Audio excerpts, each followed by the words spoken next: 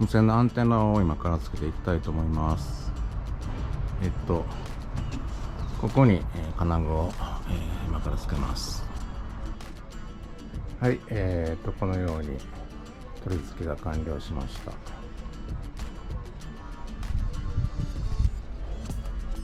い感じですね。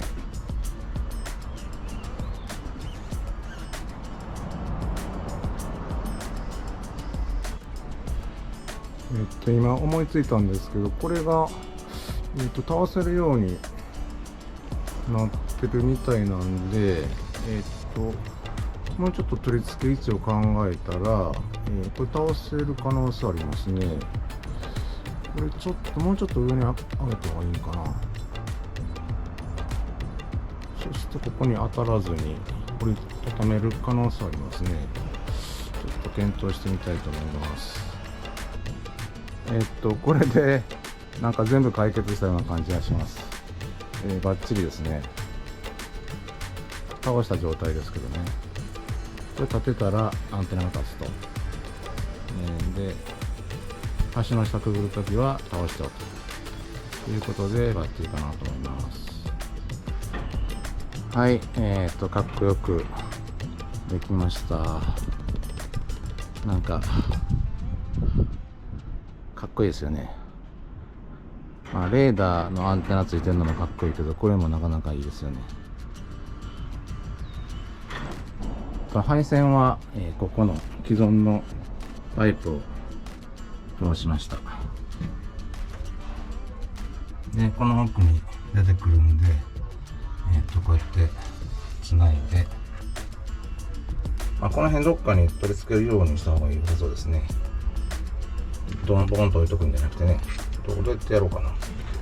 このクリップを使って、何かこの辺かな。固定するようにした方が良さそうです。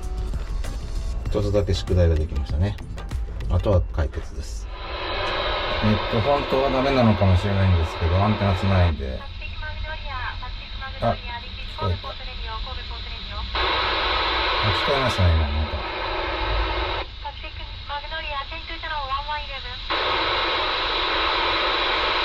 かっこいいな。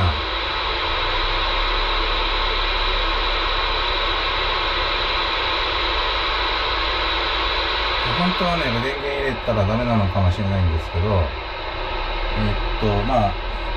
送信してないんで、多分聞いてるだけなんで、ラジオと一緒なんで、ギリギリセーフアウトわかんないけど迷惑かけてないかなと思います。なんか聞こえましたね、さっき。なんて言ってるかわからないけど。16チャンネルなんで、これ常に聞いとかないといけないチャンネルですね、これね。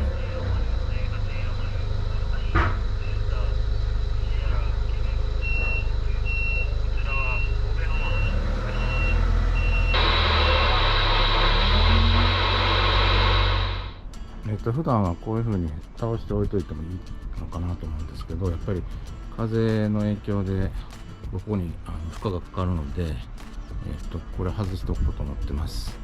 こうキャップして雨が入らないようにして、で必要な時に出航する前にアンテナをつけて、で、橋をくぐってから立てると、アンテナ立てるという風にしたいと思います。